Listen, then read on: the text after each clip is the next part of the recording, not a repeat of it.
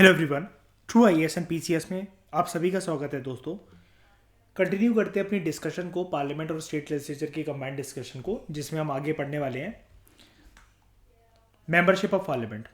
उससे पहले लेकिन एक डाउट क्लियर करते हैं अपना, जैसा कि ईशा ने रेज करा था।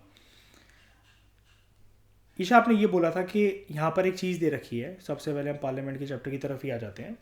लोकसभा की ड्यूरेशन के कंटेक्स्ट में हमने ये पढ़ा था कि जो प्रेसिडेंट है उसके पास ये पावर है दैट ही और she can dissolve the Lok Sabha किसी भी पॉइंट ऑफ टाइम पर 5 साल कंप्लीट होने से पहले भी। और ये जो डिसीजन है प्रेसिडेंट का, ये किसी भी कोर्ट ऑफ लॉ के अंदर चैलेंज नहीं करा जा सकता। राइट, नंबर 1 आस्पेक्ट तो ये।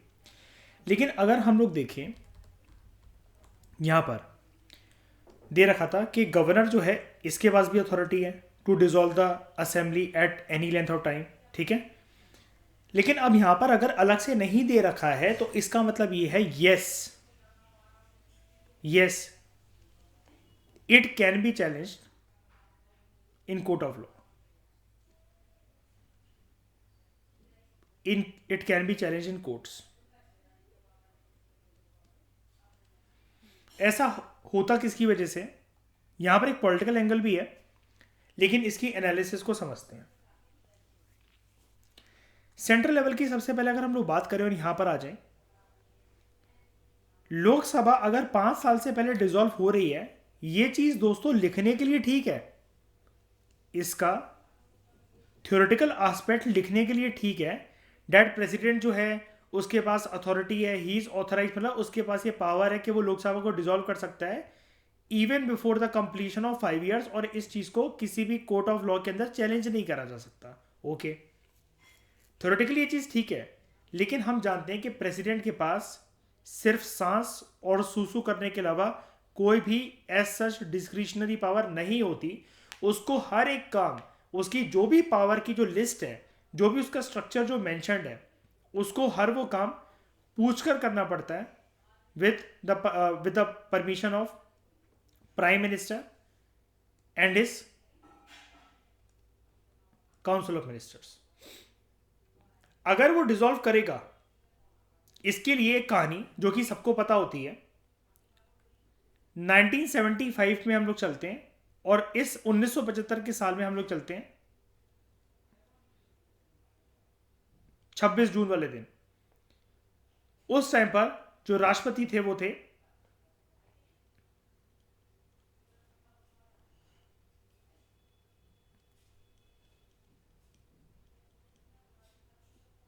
श्री फखरुद्दीन अली अहमद जी।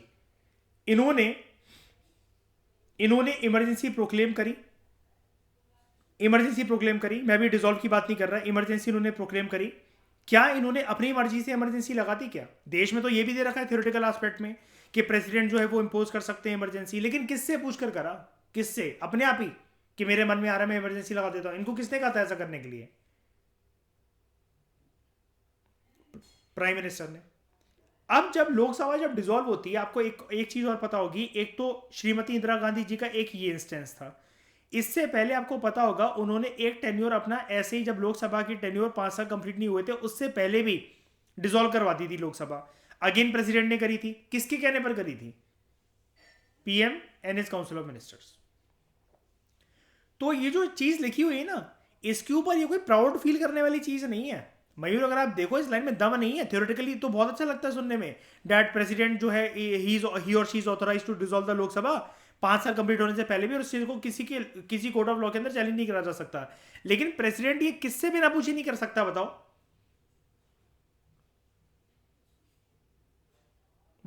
Prime minister and his council of minister. जब बोला ही उन्होंने है तो प्रेसिडेंट का इस समय पर 5 साल से पहले किसी भी समय पर लोकसभा को बर्खास्त करना क्या सरकार को हिलाकर रख देगा? क्या प्रेसिडेंट ने कम पावर एंजॉय करने दी है? सरकार को कम टेन्योर एंजॉय करने दी है? प्रेसिडेंट ने करा क्यों? इनके कहने पर, सरकार के ही कहने पर करा है। ये चीज थ्योरेटिकली लिखना तो बहुत ठीक है, अंदर का क्रक्स जानना पड़ेगा हमें। लेकिन चलते हैं एक बारी स्टेट लेवल पर। ये तो चैलेंज करा जा सकता है। क्यों? सबसे पहले यहां पर जो विधानसभा को बर्खास्त करने वाला जो पर्सन है वो है राज्यपाल। गवर्नर। सबसे पहले एक पोजीशन हमें समझनी पड़ेगी राष्ट्रपति की और राज्यपाल की। जो राष्ट्रपति है ना, भले ही वो इनडायरेक्ट इलेक्शन से आ रहे हैं, लेकिन आ तो रहे हैं इलेक्शन से कम। एक इलेक्टेड बॉडी तो है। गवर्नर बताओ कौन से इलेक्शन से आते हैं? गवर्नर के कौन से इलेक्शन होते हैं? लास्ट टाइम मयूर बताओ, दिल्ली में कब गए थे मम्मी पापा गवर्नर के इलेक्शन में वोट करने? नहीं होते गवर्नर के इलेक्शंस। गवर्नर के साथ एक पॉलिटिकल एंगल और होता है ईशा, पता है क्या? जैसे मतलब मान लो, पॉलिटिकल एंगल जो मैं समझा रहा हूं, इस चीज को समझना इंपॉर्टेंट है। किसी एक राज्य के अंदर या नंबर ऑफ राज्य के अंदर कांग्रेस की सरकार चल रही है, ये सेंट्रल लेवल पे कांग्रेस की सरकार चल रही है, ठीक है। अब कांग्रेस ने अपने हिसाब से गवर्नर्स वगैरह अपॉइंट कर रखे हैं। जैसे ही मान लो बीजेपी की सरकार आई, ये सारे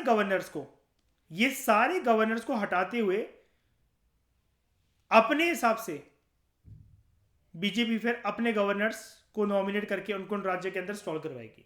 गवर्नर जनरली कौन होते हैं? गवर्नर जनरली जो आपको मिलेंगे, सीनियर, बहुत सारे स्टेट में सीनियर आईएएस ऑफिसर्स मिलेंगे,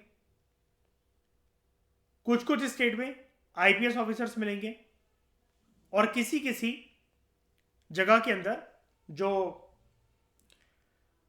अच्छे पॉलिटिकल नेता हैं, जिनकी गुडविल अच्छी है, ठीक है, तो उनको भी राज्यपाल वगैरह बना दिया जाता है। जैसे जनकपुरी एरिया से ही हमारे काफ़ी टाइम तक विधायक थे, उनको उठाकर क्या कहते हैं, अंडमान निकोबार आइलैंड का क्या कहते हैं वो बना दिया गया था, गवर्नर बना दिया गया था बीजेपी के द्वारा, ठीक है। तो गवर्नर जो है, एक तो सबसे पहली बात है तो अपॉइंटेड अथॉरिटी है। उनका नाम था श्री जगदीश मुखी, अपॉइंटेड। अब अभी मुझे नहीं पता, राज्यपाल तो है वो कहेंगे, आई थिंक अंडमान के तो नहीं, नॉर्थ ईस्ट की किसी स्टेट के पहुंच गए हैं शायद से, तो वो यहीं पर जनकपुरी से ही है वो। गवर्नर जो है वो अपॉइंटेड अथॉरिटी होती है, ठीक है। यानी कि भाई अपॉइंटेड किसी पर्सन के पास ऐसा अधिकार नहीं हो सकता ईशा कि वो लोकसभा को बर्खास्त कर दे और उस पर कोई सवाल चिन्ह भी ना लगाए। अब गवर्नर जो है, इतना बुद्धि किसकी आई भाई? तू अपॉइंटेड अथॉरिटी, तू डायरेक्ट इनडायरेक्ट इलेक्शन तो जनता का डायरेक्ट प्रतिनिधि तो छोड़ दे, तू इनडायरेक्ट भी नहीं है इलेक्टेड। इतनी बुद्धि कैसे आई तेरे पास कि तू लोकसभा को विधानसभा को भंग कर दे?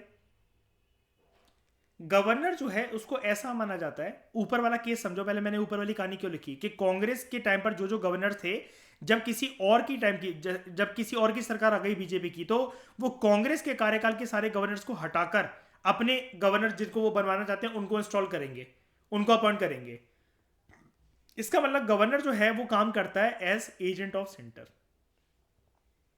सेंटर के कहने पर गवर्नर जो है वो विधानसभा को बर्खास्त कर देता है, ये कहकर दैट स्टेट की जो कॉन्स्टिट्यूशनल मशीनरी थी वो फेल हो गई है, और गवर्नर उसके बाद इनवाइट करता है प्रेसिडेंट को कि आप आओ और यहां पर प्रेसिडेंट रूल लगा दो अंडर आर्टिकल 356।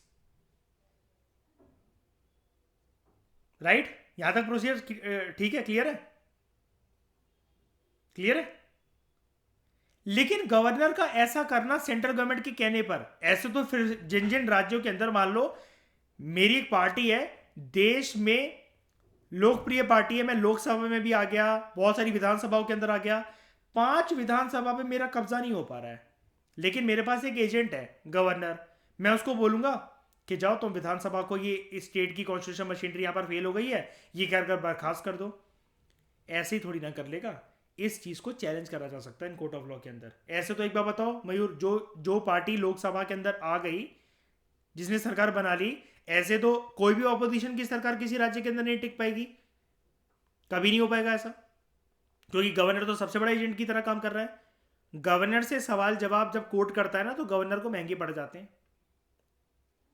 प्रेसिडेंट को इज्जत देता है कोर्ट कि भैया you are the first person of the country, governor तू बेटा कुछ भी नहीं है, तू कुछ भी नहीं है, ये तेरी जो पोस्ट है ये खैरात है तेरे लिए, कभी भी छीनी जा सकती है। अगर इतना ही दम था तेरे अंदर तो तेरे को हटा क्यों दिया नई सरकार ने आने के बाद? क्योंकि बेटा तेरे अंदर गूदा नहीं है, दम नहीं है, इस वजह से वो जानते हैं तू निब्बा है, तेरे साथ कुछ भी करा जा सकता है और तू कुछ नहीं कर सकता हमारा। Prime minister, council of minister president को मिलकर हटा सकते हैं। इंपीचमेंट का प्रोसेस आसान होता है, पार्लियामेंट हटा सकते हैं प्रेसिडेंट को आसानी से। कौन सा ऐसे प्रेसिडेंट हुआ है आज तक हमारे देश के अंदर जिसका इंपीचमेंट हुआ, बताओ? कोई नहीं। गवर्नर को हटाना कितना आसान है, बताओ? It is just like corona आया हुआ है, मैंने फोन कर दिया कल से मत आइयो, कोई और आ रहा है तेरी जगह। जैसे कोविड के टाइम पे आता था, कल से नौकरी पे मत आना, कोविड लगा हुआ है, जब खुल जाएगा तब बता देंगे तुम्हें लॉकडाउन, उसके बाद क्या होगा। ये है गवर्नर की मान मर्यादा, बस इतनी सी। गवर्नर को सुन के आप खुश बस एक मुद्दे पे हो जाते हो कि मयूर ये जितने भी लोग पढ़ते हैं बस वो दिल्ली की टसल को देखकर वहीं चलती है बस गवर्नर की। और वो भी इसलिए चलती है, वो भी सेंटर का एजेंट है बात ये है कि दिल्ली सीएम और उसकी, अच्छा ये वाला मुद्दा मैं मजाक के लिए नहीं कह रहा आपसे कि दिल्ली सीएम और उसकी टसल में, यार ये यूपीएससी का लगातार 2 बार क्वेश्चन, ऑल्टरनेटिव 2 बार क्वेश्चन रह चुका है ये, कि दिल्ली सीएम और एलजी, ये मेंशन करा है यूपीएससी ने अपने क्वेश्चन में, जीएस पेपर 2 में। पीएसआईआर तो छोड़ दो, 2 बार क्वेश्चन आए सेम क्वेश्चन, ऐसा कभी हुआ नहीं है यूपीएससी के मेंस के पेपर के अंदर, लेकिन वो सेम क्वेश्चन पूछ चुका है यूपीएससी। हाँ, टोन अलग थी, क्वेश्चन का जो कंटेंट था वो सेम था।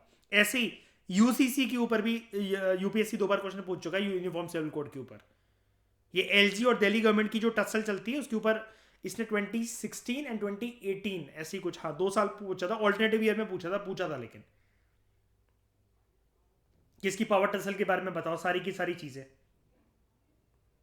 कि मतलब होता क्या था उस टाइम पर। एक टसल क्या चल रही थी, केजरीवाल भाई साहब कोई भी एक बिल लेकर आ रहे हैं, कानून लेकर आ रहे हैं, साइन तो करवाना ही पड़ेगा उसको एक्ट बनाने के लिए, और गवर्नर मना कर देते थे। फिर वो लेकर आ रहे, फिर गवर्नर मना कर देते, तो केजरीवाल ने ब्लेम लगाना शुरू कर दिए इनके ऊपर कि ये सेंटर के एजेंट हैं, ये ऐसे हैं, ये जानबूझ के नहीं चाहते कि हमारी सरकार अच्छे से फंक्शन करे, दिल्ली वाले जो है वो कुछ रहे। तो एक टसल उठ गया, ये कॉन्स्टिट्यूशनल क्राइसिस में बदल गया। तो केजरीवाल जी ने एक डिमांड रख दी सुप्रीम कोर्ट के आगे और पार्लियामेंट के आगे, विधानसभा के आगे, पूरे देश में, मतलब कि दिल्ली को एक फुल स्टेटहुड का दर्जा दे दो। दिल्ली क्या है, केंद्र शासित प्रदेश है, उन्होंने कहा स्टेटहुड का दर्जा दे दो। फिर उसके ऊपर एक भयंकर लेवल पे एक लंबे टाइम के लिए 8-10 महीने की, 11 महीने की कंट्रोवर्सी चली कि जब देश की इंपॉर्टेंट सभी चीज़ें, सुप्रीम कोर्ट वगैरह ये सब यहाँ पर हैं, फुल स्टेटहुड देने की वजह से हो सकता है कुछ इनकी बिल्डिंग्स वगैरह को वो हो जाए, कुछ ना कुछ कर दे, मतलब दिल्ली का जो उस टाइम पर सीएम होगा, अगर स्टेटहुड का दर्जा दे दिया गया। बहुत सारी चीज़ें मतलब डिफेंड में भी बोली गई, विरोध में भी बोली गई कि देना चाहिए कि नहीं देना चाहिए। फिर ये बोल दिया गया कि जितनी इंपॉर्टेंट सेंट्रल बिल्डिंग्स हैं यहाँ पर, तो ऐसी कुछ पावर होनी चाहिए कि बार्गेनिंग पावर होनी चाहिए कि हाँ स्टेटहुड का दर्जा मिल जाएगा, लेकिन इतनी पावर नहीं दी जाएंगी। लेकिन अल्टीमेटली फिर हुआ क्या, आप जानते ही हो। ये वाला मुद्दा वैसे छुप कर रह गया, लेकिन एक बिल आया है, उसके तहत आपको पता होगा मयूर, आपको तो पता ही होगा, गवर्नर के पास अभी सारी पावर है। गवर्नर के पास अब दिल्ली में इतनी पावर है कि जो दिल्ली की विधानसभा है वो बिना गवर्नर के परमिशन के कोई बिल भी इंट्रोड्यूस नहीं कर सकते। हाँ,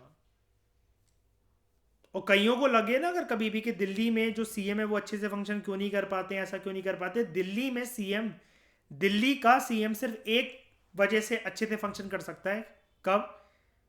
जब सेंट्रल गवर्नमेंट पे सरकार हो एबीसी और दिल्ली में सरकार हो एबीसी। अगर यहाँ एबीसी है और यहाँ पीक्यूवाई या XYZ हुई तो टसल होगा।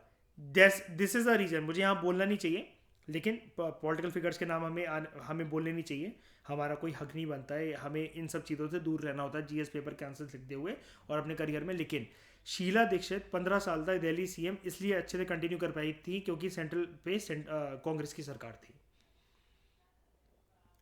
आपको यकीन नहीं होगा ये सुन के, दिल्ली में सीएम के पास पुलिस की भी पावर नहीं होती है, क्योंकि यूटी को कंट्रोल करने वाला होता है सेंटर, और पुलिस होती है जो यूनियन लिस्ट और स्टेट लिस्ट के हिसाब से देखो तो यूटी की तो कोई लिस्ट नहीं होती यूनियन टेरेटरी की। सेंट्रल लिस्ट के हिसाब से जो पुलिस है दिल्ली की वो सेंट्रल गवर्नमेंट के पास होती है। चाहे तो वो सारी पुलिस खींच सकते हैं, दिल्ली का सीएम सारी पुलिस को एक जगह इकट्ठा नहीं कर सकता until and unless central government की परमिशन ना हो, और वो एजेंट होता है गवर्नर। इसलिए कभी भी दिल्ली का सीएम अगर आपको अच्छे से काम करते हुए ना दिखे तो समझ जाया करो ये केंद्र शासित प्रदेश है सिर्फ इस वजह से। अब समझ में आ गया पूरा टसल? बताओ जरा ईशा, जल्दी बताओ। ठीक है अच्छे से। हाँ अब इसमें बताओ क्या पूछ रहे हो।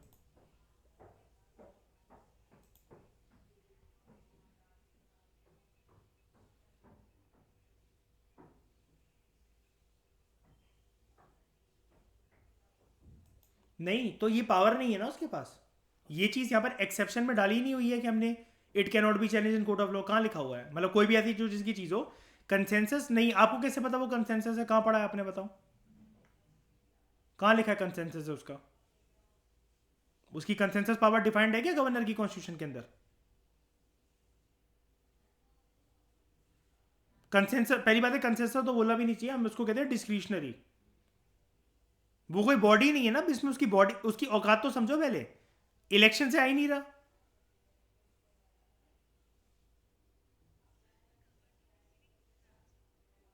क्या नहीं है? नहीं है।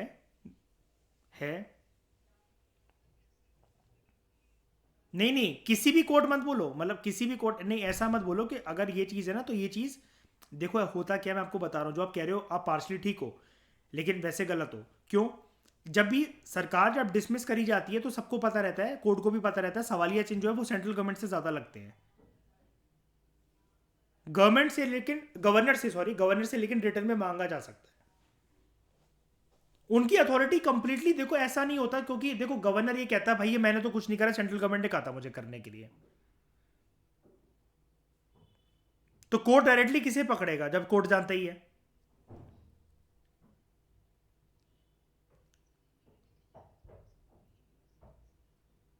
नहीं ऐसा नहीं है। प्रेसिडेंट के खिलाफ लीगल प्रोसीडिंग्स नहीं हो सकती?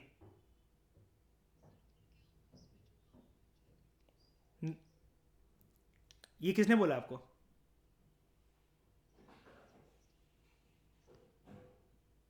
अरे आप वैसे बताओ, आप स्पेसिफिक सिचुएशन में क्यों जा रहे हो? आपने एक लाइन बोल्ड स्टेटमेंट पेश करी कि इनके खिलाफ लीगल प्रोसीडिंग्स नहीं हो सकती, किसी भी केस के अंदर नहीं हो सकती।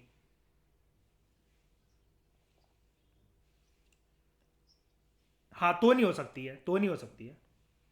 ऐसे तो आप पीएम को उठाकर भी नहीं लेकर जा सकते हो तो, जबकि इलेक्टेड बॉडी है। कभी सुना पीएम को पुलिस उठाकर ले गई? हाँ office.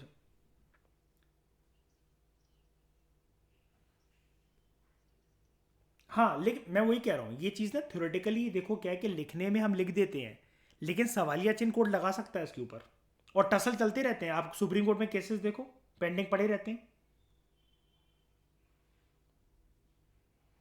It can be challenge in court of law. इसका मतलब, मेरा कहने का मतलब एक क्रिस्टल क्लियर ये नहीं है कि गवर्नर को बुला लिया जाएगा और वो उसको जेल हो जाएगी और वो हो जाएगी।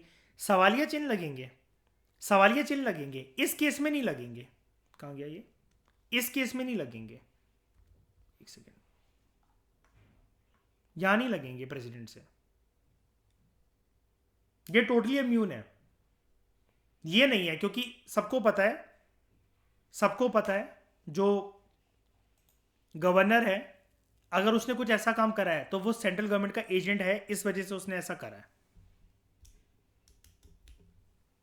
ठीक है अभी हम आने दो, प्रेसिडेंट गवर्नर के चैप्टर पे भी जब कंपैरिजन करेंगे तो बहुत अच्छे से समझ में आएगा, डोंट वरी।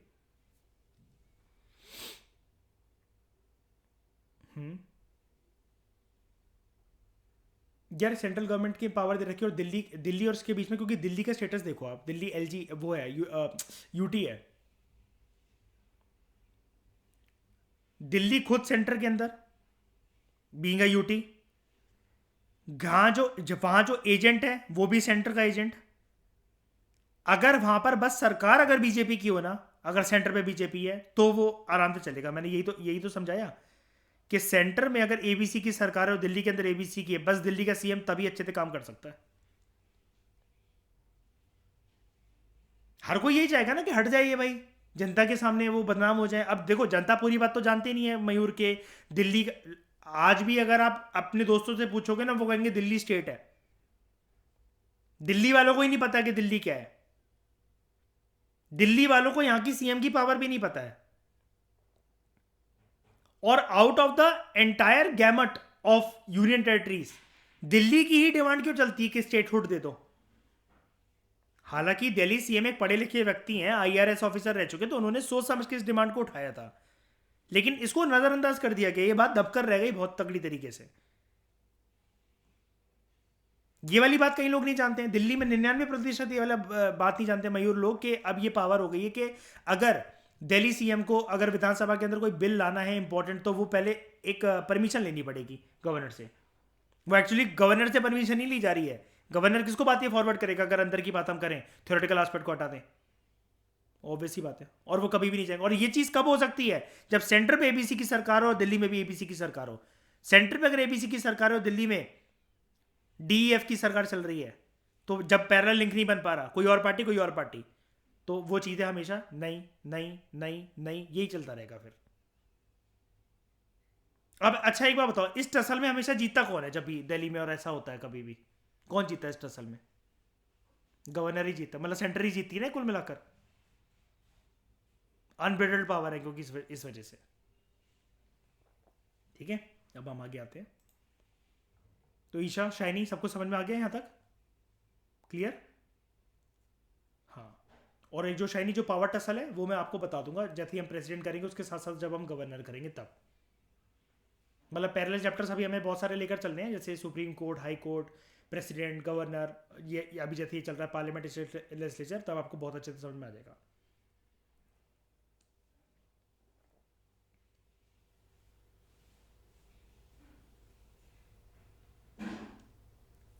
ठीक है शाइनी, अब तो कोई डाउट नहीं है अभी यहाँ तक? ठीक है, अब हम बात करते हैं मेंबरशिप की पार्लियामेंट की। यहाँ तक ऊपर कुछ रह तो नहीं गया? नहीं, ठीक है। मेंबरशिप ऑफ पार्लियामेंट, सबसे पहले क्वालिफिकेशंस। कॉन्स्टिट्यूशन ने कुछ क्वालिफिकेशंस ले डाउन कर रखी हैं फॉर द पर्सन अगर उसको एमपी बनना है। सबसे टफ क्या है? सबसे टफ आपको क्या लगता है सबसे टफ क्वालिफिकेशंस क्या होती है?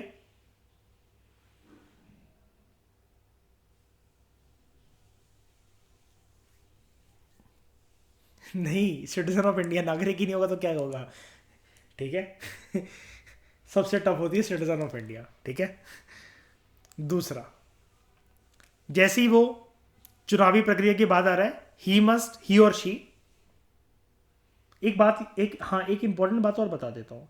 आप जब भी, ये मैंने पूछा भी था आपसे कुछ लेक्चर्स पहले, किसी ने उसका आंसर करा नहीं, ना होमवर्क करके दिया इसके ऊपर। शुरू शुरू में पूछा था मैंने जब लक्ष्मीकांत स्टार्ट कराई थी। देखो हमारा कॉन्स्टिट्यूशन क्या है कि आप, हमारे कॉन्स्टिट्यूशन में आपको थोड़ा सा ना एक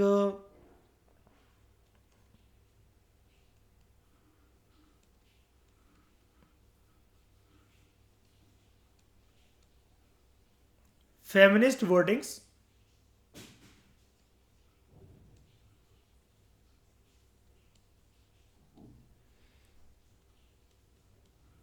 या जेंडर न्यूट्रल टेक्स्ट नहीं मिलेंगे।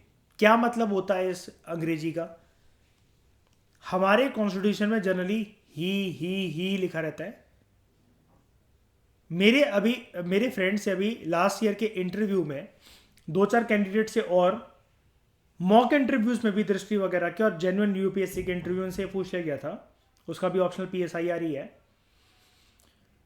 कि आप मुझे ये बताओ सौरभ कि कौन सी कंट्री में ऐसा जेंडर न्यूट्रल टेक्स्ट है कॉन्स्टिट्यूशन का?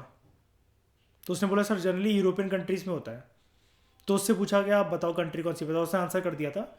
अब आप मुझे इस क्लास के बाद बताओगे कि फेमिनिस्ट वर्डिंग्स या जेंडर न्यूट्रल टेक्स्ट जहाँ पर बार बार जब भी है, अब देखो कॉन्स्टिट्यूशन मेकर्स चाहते तो इसमें कितना टाइम लगता है, ऐसे करके लिख देते या ऐसे करके लिख देते, शी और ही और शी, बार बार क्यों? यहां पर लिखा गया है जैसे,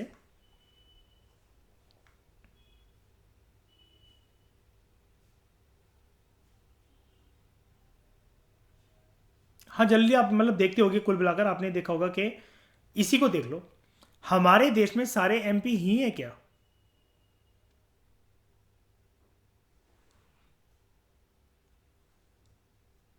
नहीं ना।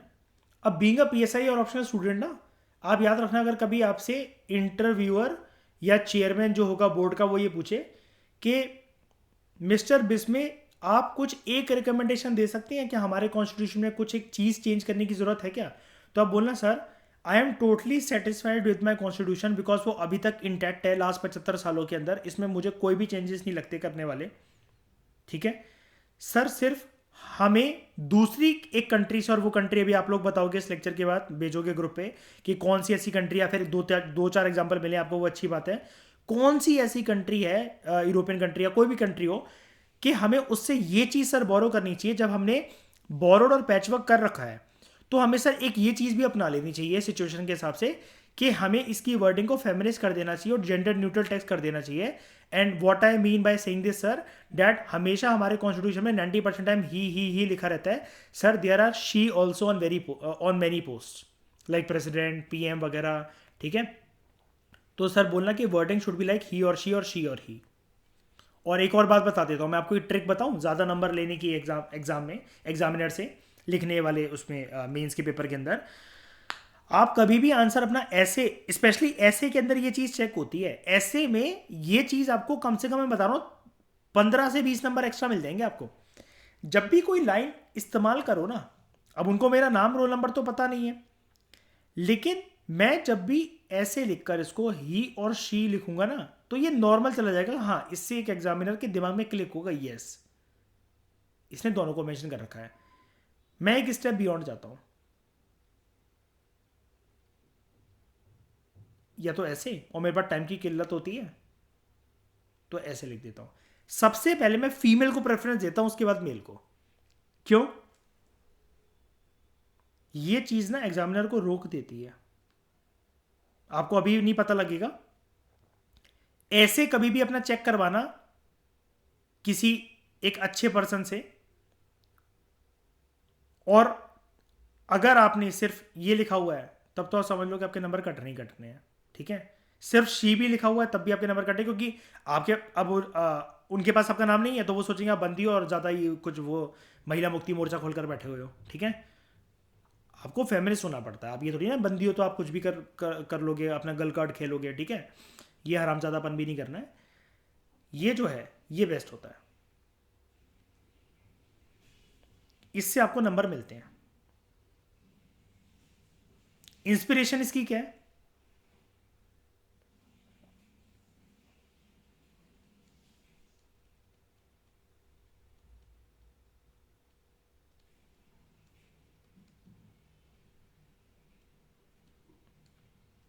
स्वामी विवेकानंद जी के स्पीच और वर्डिंग्स,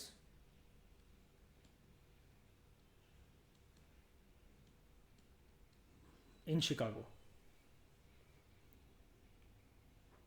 नमस्ते to all my dear sisters and brothers. सबसे पहले फेमिनिस्ट कोनोटेशन थी उनकी, फीमेल कोनोटेशन थी। ब्रदर्स एंड सिस्टर्स नहीं, सिस्टर्स एंड ब्रदर्स। छोटी छोटी चीज़ें होती हैं, और ये शिकागो स्पीच को मैं लेकर आऊँगा एथिक्स के पेपर के अंदर, जब हम एथिक्स डिस्कस करेंगे, थिंकर्स डिस्कस करेंगे, तब गहराई से आपको देखना होता है। ये एग्ज़ाम रट्टू तोतों के लिए ना कभी था ना कभी है। हर चीज़ आपको कनेक्ट करनी होती है। पेपर 4 की बातें सोच कर देखा करो, जैसे मैं पेपर 1 में कैसे कनेक्ट कर सकता हूँ, कैसे कनेक्ट कर सकती हूँ। जीएस पेपर 2 की किस बातों को मैं ऐसे में लेकर जा सकती हूँ, ये ऐसे करके आपको देखना चाहिए। तो सबसे टफ, ही और she must be citizen of India. He और she must make and subscribe to an oath और एफर्मेशन बिफोर द पर्सन। कौन को शपथ दिलवाएगा, कौन शपथ दिलवाएगा इन एमपीज को? ठीक है, एक ऐसे पर्सन को, before the person authorised by, कौन ऑथोराइज करेगा उसको? Election commission. अपनी ओथ और एफर्मेशन में जब शपथ ग्रहण समारोह होता है, क्या शपथ ली जाती है इन एमपीज के द्वारा?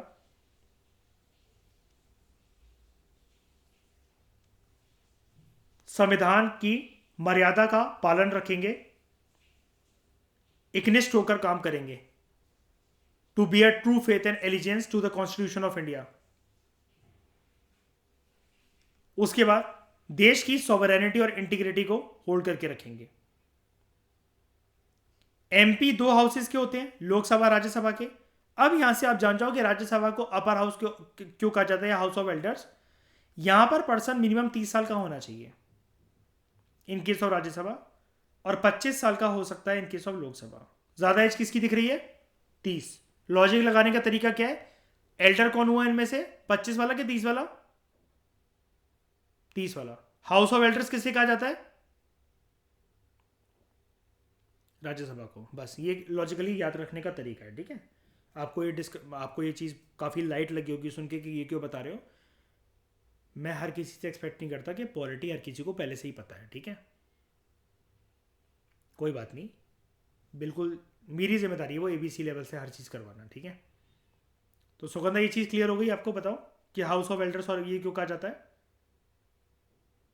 फटाफट से मुझे एक चीज़ का आंसर दो जरा सब लोग। रेड कारपेट हाउस किसे बोला जाता है? और ग्रीन कारपेट हाउस? ठीक है।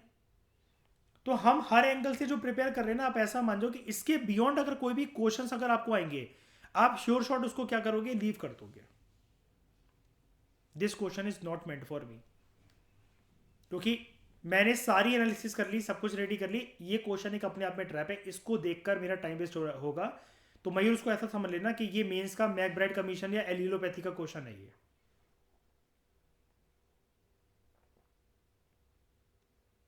उसके बाद she or he must possess other qualification जो उसकी प्रिस्क्राइब करे गए पार्लियामेंट के द्वारा। अब जब ये लिख दी गई थी ना ये वाली बात संविधान निर्माताओं के द्वारा, तो कुछ अदर क्वालिफिकेशंस क्या प्रिस्क्राइब करे हैं पार्लियामेंट ने?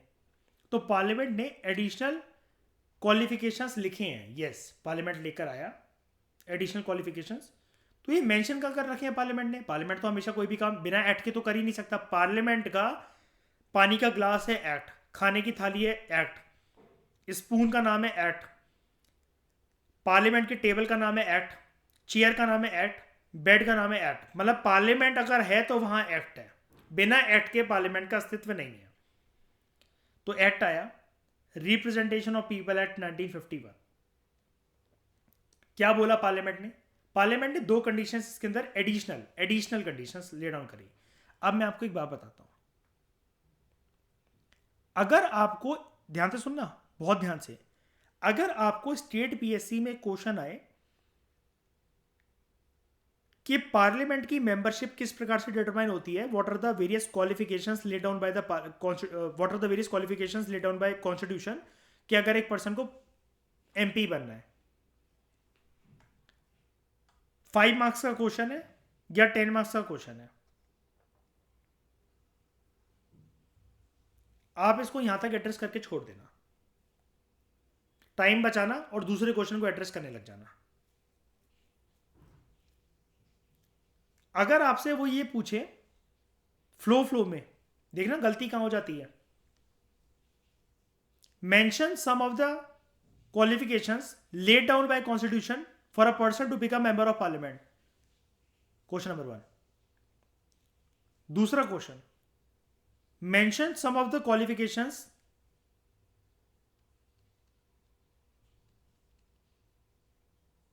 laid down by parliament for a person to be chosen as member of parliament।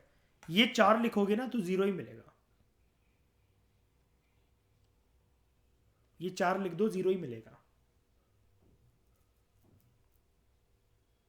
ये 4 लिखने के बाद, ये 4 लिखने के बाद ये 2 लिखोगे तो मार्क्स इन 2 के बेसिस पे ही दिए जाएंगे।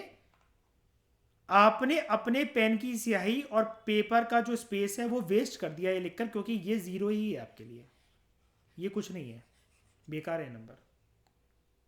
नंबर इसी के बेसिस पे मिलेंगे आपको। ये नीचे वाले पॉइंट्स, टोन बहुत मैटर करती है। टोन क्वेश्चन को समझने की बहुत ज्यादा मैटर करती है, बहुत ज्यादा। अब आ जाओ, पार्लियामेंट ने एडिशनल कितनी, तो इसका मतलब क्या है? अगर मुझे कल को कुछ भी करना है, और अंकिता जब आप इस लेक्चर को देखोगे तो आपके लिए बता रहा हूं मैं, कॉन्स्टिट्यूशन ने जो प्रोविजंस क्वालिफिकेशन जो ले डाउन कर रखी हैं वो 4 हैं, पार्लियामेंट ने 2 कर रखी हैं। टोटलिटी के ऊपर क्वेश्चन आए तो अंकिता, ईशा, मिसबा, आप लोग 6 को मेंशन कर देना टाइम के हिसाब से। स्टेट बीएससी का क्वेश्चन हुआ तो चेक कर लेना कि वो कॉन्स्टिट्यूशन के बारे में बोल रहा है तो ये, पार्लियामेंट के बारे में बोल रहा है तो ये, कंबाइंड फॉर्म में बोल रहा है तो ये, सिर्फ पार्लियामेंट के बारे में तो ये दोनों जो हम अभी पढ़ने जा रहे हैं। ठीक है, छोटी सी एक बात है, क्योंकि इतना तो बेवकूफ़ नहीं है कोई भी एग्जामिनर कि वो आपसे बस ये पूछ लेगा क्वालिफिकेशन। सबको पता है कि लक्ष्मीकांत जितने बच्चे दे रहे हैं तो इतना तो पढ़ के आए ही होंगे। इनका टाइम कैसे वेस्ट करवाना है, इनको ट्रैप में कैसे डालना है, वो तो ये सोच के बनाते हैं। उसके बाद शी और ही, और हाँ ये जितनी भी ये वर्डिंग्स लिखी हुई हैं ये प्लीज कट दिस, इससे नंबर नहीं मिलेंगे। ये यूज करा करो, उससे टाइम बचता है। मैं तो यही करता हूँ। शी और ही पूरा पूरा क्यों लिखूं मैं बेफालतू के अंदर। ये आप अभी आप नज़रअंदाज कर रहे हो। पूरे पेपर के अंदर जब आपके 20 क्वेश्चन होंगे ना, सिर्फ आपका ये चीज़ 4 बार भी कैच हो गई ना, 4 बार भी, आप ये मान लो कि आपके 5 से 10 नंबर एक्स्ट्रा है। सिर्फ 4 बार भी अगर एग्जामिनर ने पकड़ ली कि आपने शी और ही ऐसे करके लिखा हुआ है, बहुत इंप्रेशन पड़ता है इससे, बहुत अच्छा इंप्रेशन। ये एग्जाम मार्क्स लाने का एग्जाम नहीं होता। 30% में तो बंदा यहां पर आईएएस बन जा रहा है। ये एग्जाम मार्क्स लाने का एग्जाम नहीं है, ये एग्जाम है आपके अंदर से एडमिनिस्ट्रेटिव क्वालिटीज को चेक करने का। हर एक लाइन, हर एक शब्द, आपका हर एक कॉमा, आप जितना नजरअंदाज कर रहे हो वो उतना ही काउंट होता है। हाँ वो अलग बात है कि जब तक आप अपने पेपर की वर्थ सामने वाले को रियलाइज नहीं कर पा रहे हो, तो सामने वाले के लिए तो फिर वो एक एग्जाम का पेपर ही, उसको कोई फर्क नहीं पड़ता आपके घर में क्या टेंशन चल रही है, आपकी जिंदगी कितनी शमशान घाट जैसी है, क्या है आपकी ज़िंदगी के अंदर, आपका अगर ये वाला अटेम्प्ट नहीं निकला तो कितना अनर्थ हो जाएगा, उसको कुछ नहीं लेना देना है इन दुखड़ों से आपके। इसलिए भिखमंगा नहीं बनना चाहिए किसी के आगे, किसी को कुछ नहीं लेना देना आपके दुखड़ों से। She or he must be registered as an elector for a parliamentary constituency. यानी कि अगर वो चुनाव लड़ रहा है, सिंपल भाषा में अगर हम इसको बोले, सिंपल भाषा में, पार्लियामेंट के लिए कॉन्स्टिट्यूंसीज बनाई जाती हैं। मैप बनाया था ना हमने जब ये चैप्टर की स्टार्टिंग करी थी, वहां से वो एक रजिस्टर इलेक्टर होना चाहिए। मतलब क्या, इस पर्सन के पास भी कौन सा कार्ड होना चाहिए, कौन सा कार्ड होना चाहिए,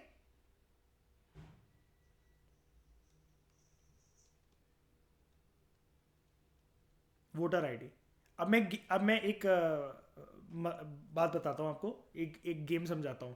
मयूर, कल को ये क्वेश्चन भी आ सकता है कि पार्लियामेंट ने इन सब में से किसको एक एडिशनल क्वालिफिकेशन बना रखा है रिप्रेजेंटेशन ऑफ पीपल एक्ट 1951 के अंतर्गत।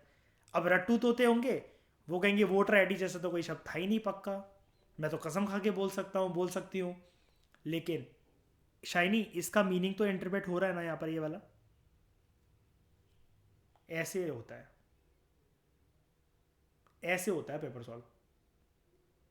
ठीक है, तो सब लोग, जितने लोग सुन रहे हैं इस डिस्कशन को, तो ये ऐड कर लेना वोटर आईडी वाली बात। This is same in case of both Rajya Sabha and Lok Sabha. अब मयूर, ऐसा नहीं होगा कि राज्यसभा जो है वो क्या कहते हैं इनडायरेक्ट इलेक्शन से होता है तो उसको क्या जरूरत है यार एक वोटर आईडी कार्ड की, या फिर कहीं से भी वो एक इलेक्टर हो पार्लियामेंट्री कॉन्स्टिट्यूंसी का। नहीं भाई, आ तो पार्लियामेंट के अंदर ही रहा है ना।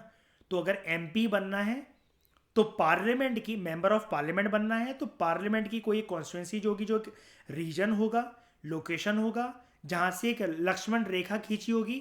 और ये लक्ष्मण रेखा पार्लियामेंट्री कॉन्स्टिट्यूंसी के लिए कौन खींचता है, किसने बनाई है कॉन्स्टिट्यूंसी XYZ, कौन है वो, डेलिमिटेशन कमीशन। अब ध्यान से सुनना, कुछ साल पहले तक एक ना मजबूरी थी एमपीज की। क्या? देयर वॉज अ रिक्वायरमेंट कि अगर एक कैंडिडेट कंटेस्ट कर रहा है an election to the Lok Sabha, Rajya Sabha, from a particular state, वो एक इलेक्टर होना चाहिए in that particular state only. नहीं, अब क्या हो गया, आप राज्यसभा के लिए एमपी बनना चाह रहे हो, आप कहीं पर भी किसी भी राज्य के अंदर, यानी कि इसका मतलब क्या है, आप देश में जितनी पार्लियामेंट्री कॉन्स्टिट्यूंसीज बनी है, कहीं पर भी आपके पास अगर एक वोटर आईडी कार्ड है कहीं पर भी, तो आप कहीं से भी राज्यसभा में जा सकते हो। ये चीज लोकसभा के लिए भी है, बताओ है कि नहीं। अगर मुझे पीएम के लिए इलेक्शन लड़ने, मैं 2 जगह से लड़ सकता हूं, अलग अलग जगह से। लेकिन मयूर, मैं तो पैदा ग्वालियर में हुआ था, फिर मैं 2 जगह से कैसे लड़ जाऊंगा? बताओ अर्पित, मैं तो पैदा ग्वालियर में हुआ था, फिर 2 जगह से कैसे लड़ जाऊंगा?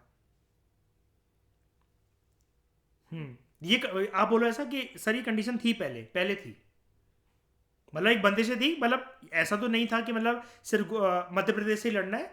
बात ये थी कि एक जगह से लड़ सकते थे। अब अर्पित इसमें क्या एक्सपेंड कर दिया गया कि 2 जगह कर दी गई हैं। और जैसा कि मैंने आपको बताया था, प्रेजेंट एमपी श्री राहुल गांधी जी नहीं बन पाते ना एमपी, अपनी खानदानी सीटों से, जगह से तो हार ही गए थे यूपी से। कहां से जीते हैं वो? केरला में, वायनाड। ठीक है। तो द रिक्वायरमेंट डाटा कैंडिडेट, पहले एक रिक्वायरमेंट चलती थी, समझो आप लोग सब इस चीज को, कि अगर एक कैंडिडेट को राज्यसभा के चुनाव को कंटेस्ट करना है फ्रॉम अ पर्टिकुलर स्टेट, आपने बोला शाइनी मैं क्या कहते हैं, पंजाब से इलेक्शन लड़ना चाहती हूँ राज्यसभा की सीट के लिए, ठीक है, एमपी बनना चाहती हूँ, तो कंडीशन 2003 तक, 2003 से पहले यह थी कि आप उधर पंजाब के अंदर एक रजिस्टर्ड इलेक्टर होने चाहिए थे। इस चीज को लेकिन खत्म कर दिया गया। और 2006 में सुप्रीम कोर्ट के पास जब एक केस चला, 2003 से लेकर 4, 5, 6, तो सुप्रीम कोर्ट ने इस कॉन्स्टिट्यूशनल जो चेंज हुआ, इसको कॉन्स्टिट्यूशनल करार दिया, कॉन्स्टिट्यूशनल वैलिडिटी को कायम रखा कि सुप्रीम कोर्ट ने कहा ठीक है, हमें कोई इसमें आपत्तिजनक कोई भी एक डिसीजन नहीं लग रहा है, ठीक है ये। उसके बाद पहली कंडीशन समझ में आ गई सबको? जल्दी बताओ। एक, आपके पास वोटर आईडी कार्ड होना चाहिए, और अगर वोटर आईडी कार्ड जिस भी कॉन्स्टिट्यूंसी का है, तो क्या सिर्फ उसी राज्य से चुनाव लड़ सकते हो क्या आप राज्यसभा के? बताओ, शाइनी बताओ, है ना? उसके बाद she or he must be a member of a schedule caste or schedule tribe in any state or any union territory. अगर जो उनके लिए सीट रिजर्व है, अगर वो उस पर चुनाव लड़ना चाहते हैं, किसी भी एक जगह पर, किसी भी एक राज्य के अंदर, किसी भी एक यूटी के अंदर, आप अगर जो सीटें आरक्षित करी गई हैं कि ये सीट से सिर्फ एक एसटी एमपी ही खड़ा हो सकता है, एससी एमपी ही खड़ा हो सकता है, तो आप कहीं पर भी हो member of a schedule caste or schedule tribe. लेकिन यहां पर एक चीज है, however a member of a schedule caste or schedule tribe can also contest a seat not reserve for them. हमने पढ़ा था इसको, याद होगा भी आपको, इसी चैप्टर के अंदर कुछ टाइम पहले। जो सीटें उनके लिए आरक्षित नहीं है, वो उस पर भी, मतलब इसका मतलब क्या मैं ये कह सकता हूं कि एससी और एसटी कैंडिडेट जनरल सीट पे भी इलेक्शन लड़ सकते हैं, बताओ,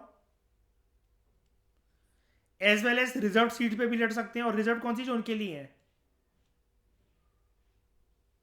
अब लेकिन मुझे इसमें बताओ, यहां पर आपको क्या ओबीसी का दिख रहा है कुछ? शाइनी, ओबीसी के लिए हो सकता है ऐसा? ओबीसी के लिए हो सकता है ऐसा कि ओबीसी जो हैं वो जनरल सीट पे इलेक्शंस लड़ जाएं और वो कर जाएं? या दिख रहा है ऐसा कुछ? ईडब्ल्यूएस के लिए ऐसा हो सकता है?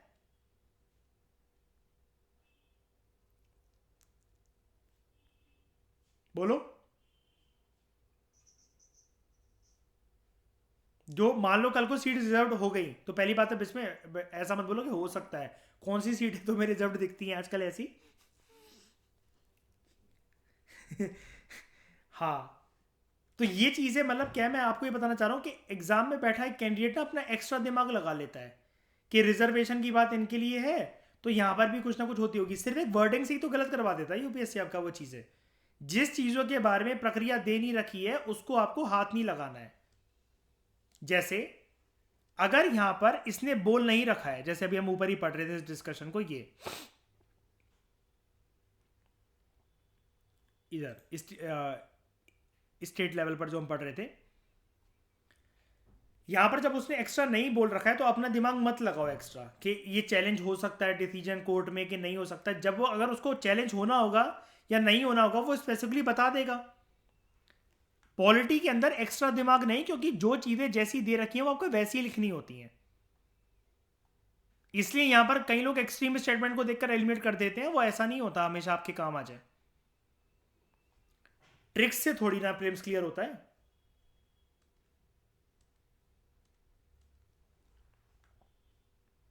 ट्रिक्स उनके लिए काम करती हैं जिनको सारे स्टैटिक सब्जेक्ट की कंठस्थ है उनके जबान पर, तो उनको पता होता है अच्छा हाँ, वो किसी और नॉलेज को अपने दिमाग के कंपार्टमेंट में लेकर आते हैं किसी एक ऐसी चीज को एलिमिनेट करने के लिए जो कि उनको गलत लग रही होती है इनिशियल लेवल पर। लेकिन ये ट्रिक वाला फंडा तब तक वो पर्सन नहीं कर सकता जब तक स्टैटिक नॉलेज को वो चार्ट नहीं गया अच्छे से।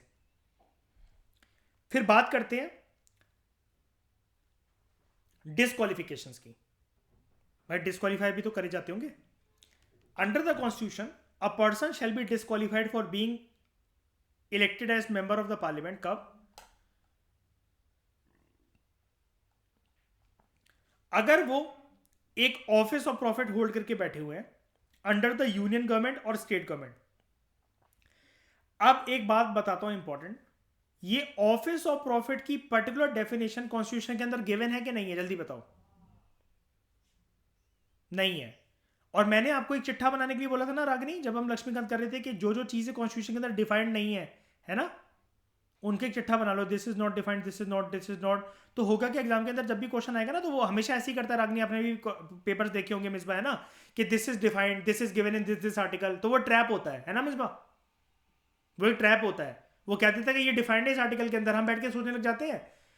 हमें ये तो दिमाग में आता नहीं अपने ऊपर कॉन्फिडेंस के डिफाइंड नहीं है। हम ये सोचते शायद से आर्टिकल का नंबर इसने गलत करके दे रखा होगा यहाँ पर, और उसको एलिमिनेट करने के बाद बंदा खुश होकर चला जाता है कि मैंने क्वेश्चन सॉल्व कर दिया एलिमिनेशन के बेसिस पर। प्रॉपर अगर आप उसको देखो वो चीज आर्टिकल तो छोड़ो कहीं डिफाइन ही नहीं होती है। तो ऑफिस ऑफ प्रॉफिट जैसे मतलब क्या कि खुश करने के लिए आपने किसी को कुछ भी पोस्ट देती। अब जैसे मुझे एक बात बताओ, एक बात बता रहा हूं बस मैं, यहां पर लिखा हुआ है मिनिस्टर की पोस्ट या फिर एनी अदर ऑफिस जिसको पार्लियामेंट ने एग्जेम्प्ट कर दिया, मतलब वो ऑफिस बन तो गया है लेकिन पार्लियामेंट ने बोला हाँ ठीक है कोई बात नहीं, ऑफिस ऑफ प्रॉफिट की डेफिनेशन के अंदर नहीं आता। अब मुझे एक बात बताओ, ये जो पोस्ट होती है डेप्यूटी पीएम की या डेप्यूटी सीएम की, ये क्या कॉन्स्टिट्यूशनल पोस्ट है बताओ? आपने पक्का कुछ, ये इसमें कॉन्स्टिट्यूशनल पोस्ट है ये आपने अपने किसी पर्सन को इसलिए तो दी होगी ना, खुश करने के लिए, ताकि वो आपकी पार्टी को छोड़कर ना जाए, आपकी सरकार ना गिर जाए। याद करो 1977 में खिचड़ी सरकार जनता पार्टी, 3 पीएम साथ थे हमारे देश के अंदर एक ही टाइम पर, चौधरी चरण सिंह, बाबू जगजीवन राम और मोरारजी देसाई। ये इसलिए तो क्रिएट करी जाती है ना। अब पार्लियामेंट ने इन पोस्ट को एग्जाम्शन दे रखी है क्या बताओ? एग्जाम्शन दे रखी है। ऑफिस ऑफ प्रॉफिट का मतलब क्या होता है, आप हो पावर के अंदर, ध्यान से समझना, आप हो पावर के अंदर और आपने कुछ ऐसी पोस्ट क्रिएट कर दी, आपने कुछ ऐसी पोस्ट क्रिएट कर दी जो कि एक्स्ट्रा कॉन्स्टिट्यूशन है। दिक्कत यहां तक भी नहीं आती, दिक्कत पता कब आती है भाई, उन लोगों को सैलरी भी दे रहे हो आप, उनकी सैलरी भी वो हो गई है तय। अब एक बार बताओ, ऐसे किसी पोस्ट पर बैठे हुए को जब सैलरी मिल रही है पैसा, तो वो पैसा किसका पैसा होता है बताओ?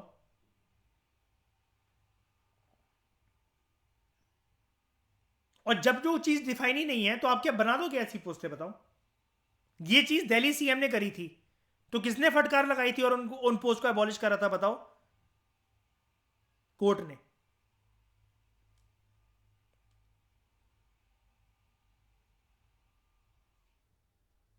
अब ध्यान से सुनना, ऑफिस ऑफ प्रॉफिट के कंटेक्स्ट में एक बात बताता हूं। कोई भी जो मिनिस्टर है यूनियन गवर्नमेंट में, स्टेट गवर्नमेंट में, उसकी पोस्ट को ऑफिस ऑफ प्रॉफिट नहीं समझा जाएगा। क्यों नहीं समझा जाएगा बताओ?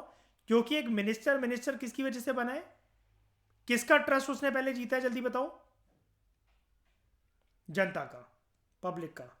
और इसका तरीका क्या था कि जैसे उसने ट्रस्ट जीता तो इसमें क्या गोली लेकर गया वो, या एक एक घर के ज्यादा, मतलब उसने क्या कहते हैं मिठाइयां बांटी या दारू की बोतल बांटी? ट्रस्ट का वो रास्ता क्या था? और इलेक्शन एक लीगल चीज होती है कि अनलीगल इलीगल चीज होती है देश में? लीगल, ठीक है। ऑल्सो अब जरूरी नहीं है कि मतलब जो पोस्ट अभी तक हैं उन्हीं को सिर्फ हम लोग ये बोले कि ये ऑफिस ऑफ प्रॉफिट की डेफिनेशन के अंदर नहीं आती हैं। Parliament can also declare that a particular office of profit.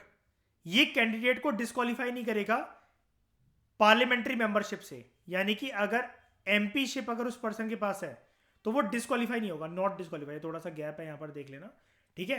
Parliament determine कर सकता है, तो यहां से आपका एक क्वेश्चन ये बन सकता है, who has the authority to declare that particular office does not come under office of profit, किसके पास है ये, पार्लियामेंट के पास। ये अलग से आपका एक क्वेश्चन बन सकता है। यहां तक सारी चीजें क्लियर हो रही हैं ठाकुराइन, सुगंधा, क्लियर हो रहा है ये सब कुछ, पक्का? सुगंधा कोई दिक्कत आ रही है यहां तक? ठीक है, और आगे क्या देखना पड़ेगा, वो पर्सन सनकी नहीं होना चाहिए अनसाउंड माइंड का। और अनसाउंड माइंड जैसे मतलब मान लो उसका दिमाग खराब हो, मेंटल डिसऑर्डर्स हो उसे, और कोर्ट ने भी डिक्लेयर कर रखा हो उसे कि दिस पर्सन ही और she is mentally unfit to hold such and such post, ऐसा नहीं होना चाहिए। ही और she should not be an undischarged insolvent. Undischarged insolvent मतलब क्या, बैंकिंग में एक चीज होती है इंसॉल्वेंसी, और एक कोड भी आपने सुना होगा, इंसॉल्वेंसी एंड बैंक्रप्सी कोड। ये किस पर्सन या कैसी कंपनीज के लिए लागू होता है जिनका क्या निकल चुका हो, दिवालिया, दिवालिया। तो अनडिस्चार्ज इंसॉल्वेंट का मतलब क्या है कि इसके कुछ कुछ लोन उधारी कर्जे वगैरह क्या हो गए, मतलब क्या कहते हैं, इसने चुका दिए या फिर ये बाकी है, मतलब ऐसा कर्जदार है किसी ना किसी चीज का बाकी है। तो यहां से ऐसा क्या लगता है, अगर वो अनडिस्चार्ज अनडिस्चार्ज इंसॉल्वेंट हुआ तो पर्सन कैसा लगता है आपको, जेन्युइन पर्सन लगता है कि फ्रॉड लगता है? विजय माल्या, बिल्कुल आना चाहिए, परफेक्ट डेफिनेशन है विजय माल्या जैसा। क्योंकि ऐसा पर्सन क्या लगता है कि ये जो है इसने टाइम पर पैसा नहीं चुकाया, तो वो पैसे ना चुकाना किसके लिए हानिकारक है, नुकसान उससे किसका है, इसका पैसे ना चुकाना किसका नुकसान है उससे, पब्लिक का और देश का, है ना। वो किसकी तिजोरी को इफेक्ट कर रहा है, सरकारी तिजोरी को क्या कहते हैं जी। क्या आरबीआई के इंटरेस्ट भी इससे प्रभावित होते हैं, क्या बैंकों के इंटरेस्ट प्रभावित होते हैं कैसे, अगर ऐसे सारे लोग हो जाएं तो? बिल्कुल। तो अब किसी को भी इस अंग्रेजी में डाउट है क्या, अनडिस्चार्ज इंसॉल्वेंट, यानी कि स्वागत देखो, डिस्चार्ज अगर कर चुके होते तो मतलब चुका दिया है, अनडिस्चार्ज मतलब नहीं चुकाया है, और इनसॉल्वेंट का मतलब क्या है कि दिवालिया निकल चुका है पर्सन का, राइट। इसी के लिए तो हमारे देश में कोड है, पढ़ते होगे ना आप लोग इकोनॉमिक्स में, करंट अफेयर में, IBC, insolvency and bankruptcy code, सुना होगा ये चीज आपने, है ना। उसके बाद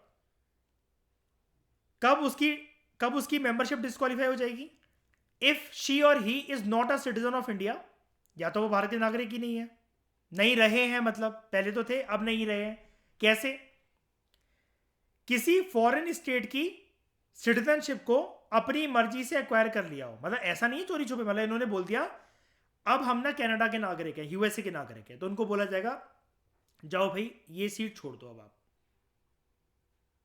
या फिर अगर कहीं से ऐसी खबर लग जाए, सुनना, वॉलंटरली इन्होंने एक्वायर कर ली सिटीजनशिप किसी फॉरेन स्टेट की, या खबर लग जाए कि इनका किसी फॉरेन स्टेट के साथ इस प्रकार का एलिजेंस, इस प्रकार का समझौता चल रहा है कि ये मेंबरशिप एक्वायर करने वाला है, तो तब भी हो सकता है disqualify, is under any acknowledgement. Acknowledgement का मतलब शायद यही तो होता है ना कि खबर लग गई है,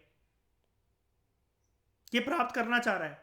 और उसमें से भी सबसे ज्यादा बेड़ा गर्क पता कब होगा, जब यह पता लगे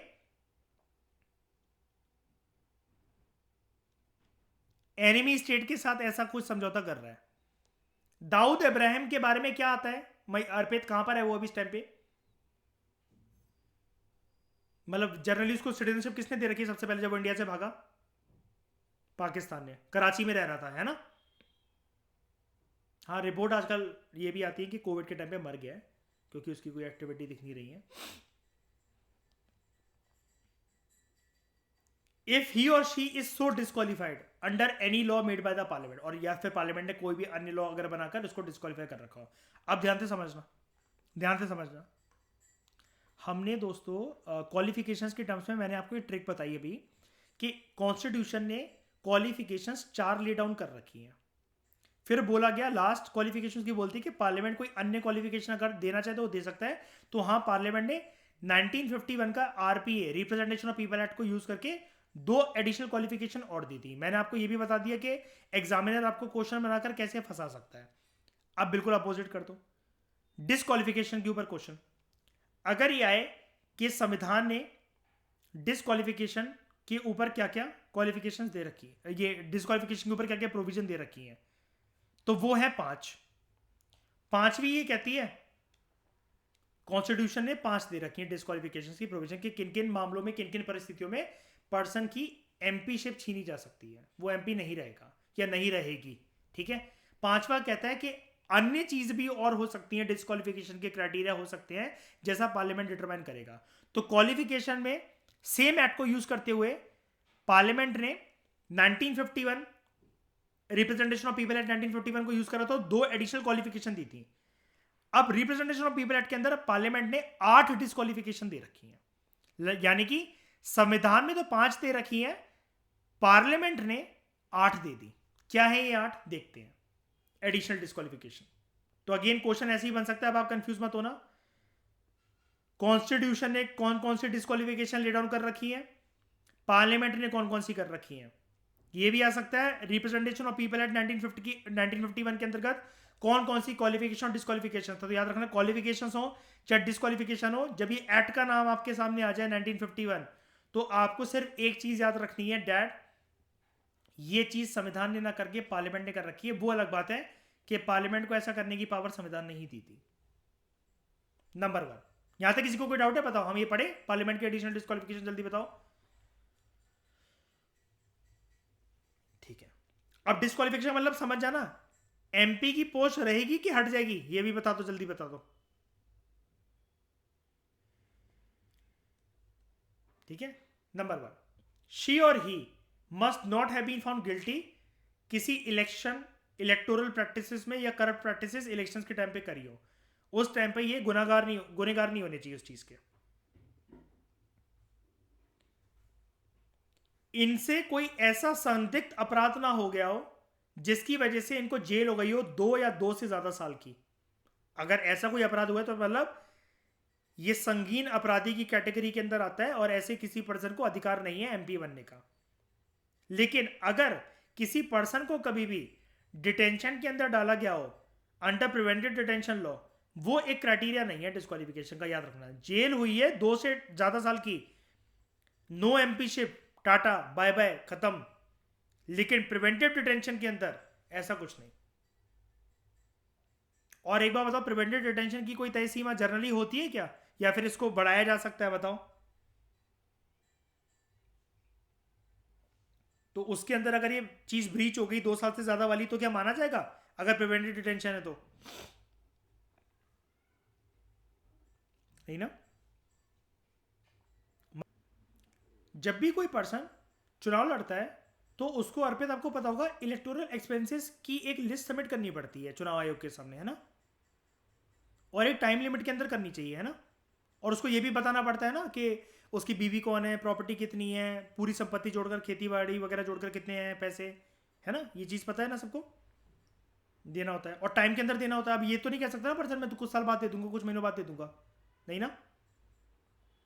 she or he must not have fail to lodge, जो फाइल करना है अपना अकाउंट कि कितना खर्चा हुआ इलेक्शन के टाइम पर, इलेक्टोरल एक्सपेंसेस कितने हुए, विद इन टाइम।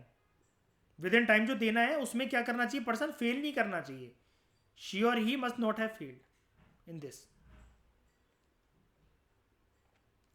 उसके बाद ही must not have any interest in government contract work और सर्विसेज, इससे फायदा नहीं निकालना चाहिए। यानी कि सोच के देखो जरा, हमारा अनुज एमपी है, यमुना एक्सप्रेस वे बन रहा है, कह रहा है ये वाला सीमेंट ना लगा के वो वाला सीमेंट लगा दो, इतनी बोरी अनुज ने बेच डाली, ये डांबर यूज ना करके वो डांबर ले लो। और अनुज तुमने सोचो जरा, ऐसा एक्सप्रेस वे बनवाया ट्रक चलते चलते जमीन के अंदर धंसते चले जा रहे हैं 100 फुट, गायब भी हो गए। तो ये गवर्नमेंट कॉन्ट्रैक्ट वर्क और सर्विसेज के अंदर ठेकेदारी के, सरकारी ठेकेदारी कुल मिलाकर हम लोग कहें, उसके अंदर इसका कोई भी इंटरेस्ट नहीं होना चाहिए। क्यों? क्योंकि अगर इंटरेस्ट है, यानी कि अगर अर्पित, तो यानी कि कुछ, अब इंटरेस्ट को पब्लिक भलाई के लिए तो होगा नहीं ऐसे काम में किसी में इंटरेस्ट। रोज अगर साइड पे जा रहा है, डामर सीमेंट के अगर ओपिनियन दे रहा है, तो उसका ना पैसा ही तो चाहिए ना उसको, और क्या चाहिए, है ना? ये चीज़ है। अच्छा, आप कहोगे ये वाला काम ऐसा क्यों करेगा?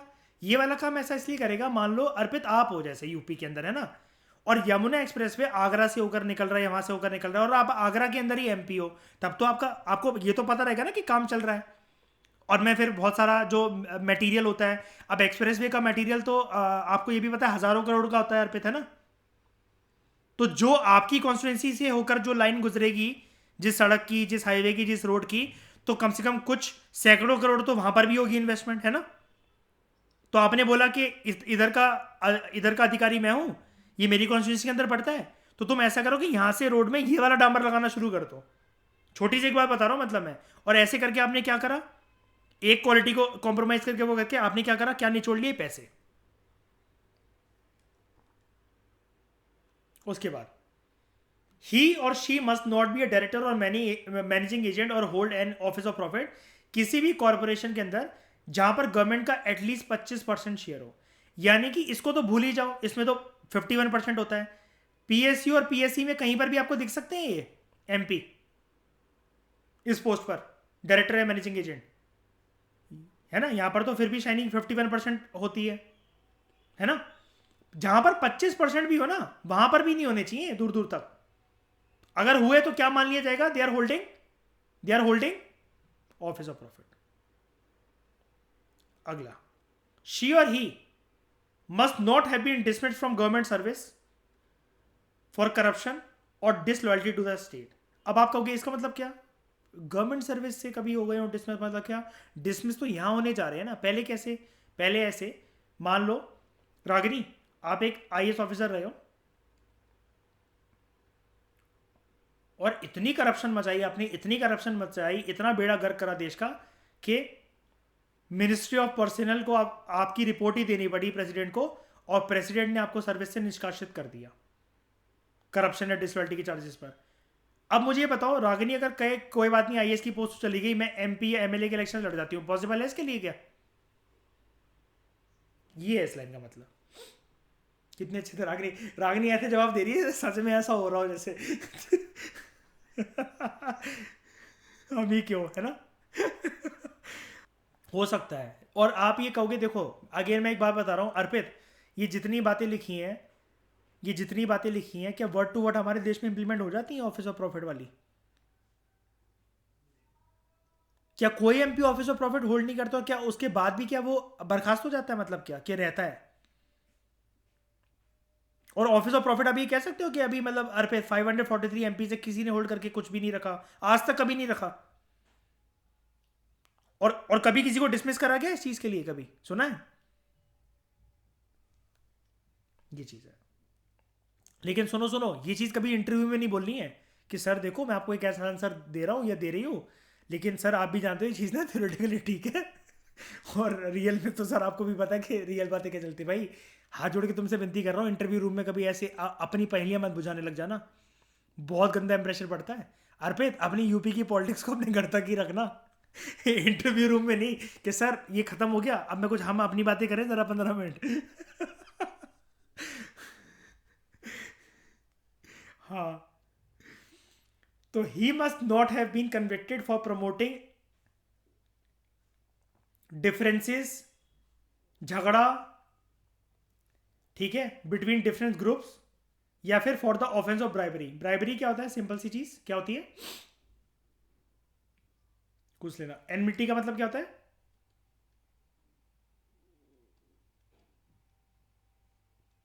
नफरत फैलाना, ठीक है? मतलब इसकी वजह से ऐसा नहीं कि मतलब मान लो कि मिसबा आपने कोई एक स्पीच दी और वहां हिंदू मुसलमान के झगड़े शुरू हो गए,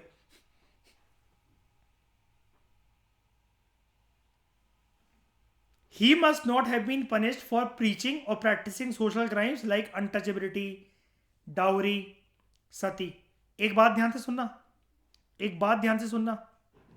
आप कहोगे ग्राउंड लेवल पर, डिस्ट्रिक्ट लेवल पर कोई जो ऐसे पढ़े लिखे एमपी हैं तो वो तो कर सकते हैं ऐसा कि हम इसके हाथ से नहीं खाएंगे, उधर से ही जाके मेरे लिए समोसे लेकर आना, नहीं वो एससी है एसटी है हम उसके हाथ का नहीं खाते हैं। आप कहोगे मैंने तो करोड़ों बार सुना है उनको ऐसा बोलते हुए, पेपर में आया भी था, आज तक पे मैंने वीडियो देखी है, इंटरनेट पे ऐसी कितनों की वीडियो पड़ी हुई हैं, लेकिन क्या लिखा हुआ है? Not have been punished. और फिर समझ गए ना, जब तक कोर्ट में जाकर कोर्ट ने पनिश नहीं करा है इस बात के लिए, तब तक तब तक आप फ्री हो। तो वही चीज़ है, देखो वही वाली बात है कि पूरा टॉपिक करने के बाद भी आपका दिल इस बात पे दुखी होएगा कि लिखने के लिए तो सब कुछ पढ़ लो, हमें अपना पेन घिस घिस के शीटें तो घिसनी है, पेपर के अंदर लिख कर भी आना है, इंटरव्यू के अंदर ना चाहते हुए भी बोल कर आना है थ्योरेटिकली, लेकिन इतना ईजी नहीं होता कि आप किसी की एमपी शिप छीन लो, है ना अर्पित? क्योंकि उसका अगर ये चीज़ छीनी तो उसके स्टेट लेवल पे भी बड़े सारे फॉलोअर्स होंगे, तो हो सकता है करंट सरकार की स्टेबिलिटी पे खतरा आ जाए, बात तो ये भी है ना। तो on the question whether a member is subject to any अब डिस्क्वालिफिकेशन, कि डिस्क्वालीफाई होंगे कि नहीं होंगे, यहां पर आखिरी डिसीजन किसका होता है? प्रेसिडेंट का, और वो फाइनल होता है। फाइनल मतलब क्या?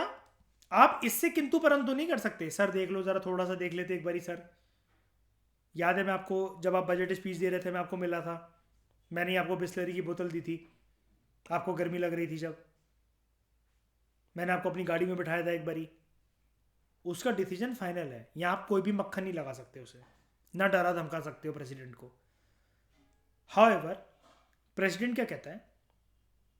He should obtain the opinion of the election commission, और उसके अकॉर्डिंग एक्ट करेगा। ये एक इतना इंपॉर्टेंट एस्पेक्ट है ना, इतना इंपॉर्टेंट मैं आपको बता नहीं सकता। अगर जब तक हमने चैप्टर पढ़ा है, अगर इस चैप्टर में से सबसे इंपॉर्टेंट कोई बात निकल कर आती है ना, आफ्टर वो सेंसस वाली चीज कि 1971, 1991, 84th अमेंडमेंट, 87th अमेंडमेंट, उसके बाद अगर कोई सेकंड इंपॉर्टेंट चीज निकल कर आती ना, तो सिर्फ वो ये पैराग्राफ है चैप्टर के अंदर, ये पैराग्राफ, जिससे स्टूडेंट के होश नहीं उड़ाए जा सकते, स्टूडेंट को बेहोश करा जा सकता है एग्जामिनेशन हॉल के अंदर, कि वो कहे हमें तो ग्लूकोज की बोतलें चढ़ा दो, हमारा बीपी कम सा लग रहा है हमें तो। यहां पर क्या है, दो बातें हैं, देखो एमपी को करा जाना है डिस्क्वालीफाई, एमपी को करा जाना है डिस्क्वालीफाई। सबसे पहले इसी बात की दो बातें हैं, क्या? एक तो संविधान ने कुछ डिस्क्वालिफिकेशन के क्राइटेरिया लिख रखे हैं, दूसरे पार्लियामेंट ने लिख रखे हैं। जब पार्लियामेंट ने लिख रखे हैं तो वो लिख रखे हैं representation of people act, RPA of 1951। अब आप देखो यहां पर एमपीज को करा जाना है डिस्क्वालीफाई, मेंबर ऑफ पार्लियामेंट को। कॉन्स्टिट्यूशन ने कुछ लिख रखे हैं प्रोविजन 5, पार्लियामेंट में दे रखे हैं 8। कैसे? रिप्रेजेंटेशन ऑफ पीपल एक्ट 1951 में जब ये डिस्क्वालीफाई हो जाएंगे, चाहे इस प्रोसीजर से चाहे इस प्रोसीजर से, कोई मिलाकर बात ये है, 100 बातों की एक बात, डिस्क्वालीफाई हो गए। यहां पर जो डिस्क्वालीफाई करने की जो अथॉरिटी है, जो करता है, जिसका डिसीजन होता है, वो प्रेसिडेंट का होता है, और प्रेसिडेंट का डिसीजन यहां फाइनल होता है। बस यहां पर एक चीज दे रखी है, डेट इज, देखो क्या होता है संविधान के अंदर ना,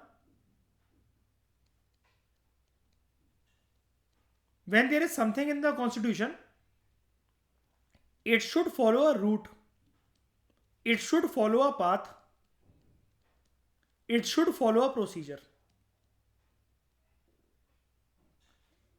ये अगर कर दे, इस पे कोई बंदिशें नहीं है, कोई किंतु परंतु नहीं लगा सकता।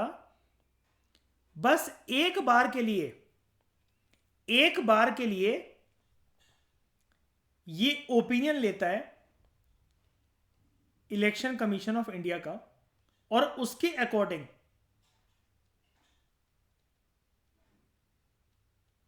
एक्ट करता है। यानी कि हमें पहले कैसा लगा, हमें लगा प्रेसिडेंट वाओ इतना कुछ कर सकता है, प्रेसिडेंट एक ओपिनियन लेगा, इलेक्शन कमीशन ऑफ इंडिया से, और उसके अकॉर्डिंग एक्ट करेगा।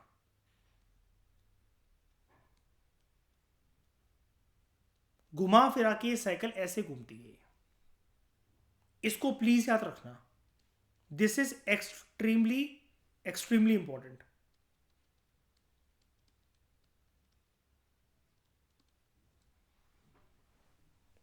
बताओ समझ में आया? डिस्क्वालिफिकेशन के ग्राउंड सिर्फ यहीं पर खत्म नहीं होते हैं। एक ग्राउंड होता है जब आप जनता के साथ गद्दारी करते हो।